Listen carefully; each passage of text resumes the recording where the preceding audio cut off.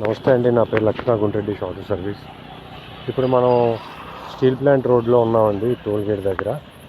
ఇక్కడ ఏం జరుగుతుందంటే ఈ గేదెలు చూడండి, ఇప్పుడు చీకట్లో అవి కనిపించడం లేదు. ఈ కనిపించకపోవడం వలన ఈ షిప్ డ్యూటీకి వచ్చే ఎంప్లాయీస్ గుద్దేయటం, లేకపోతే షిప్ డ్యూటీ నుంచి వచ్చే ఎంప్లాయీస్ గుద్దేయటం జరుగుతుంది. ఈ మధ్య ఫ్రీక్వెంట్గా ఇక్కడ మన ఈ కనితి రోడ్లో నుంచి వస్తున్న గేట్ వైపు నుంచి కూడా జరుగుతుంది. అదే ఇప్పుడు మన పోలీస్ స్టేషన్ కనితి రోడ్డు మధ్యలో. అదేవిధంగా అగనంపూడి రోడ్లో కూడా ఫ్రీక్వెంట్గా జరుగుతున్నాయండి.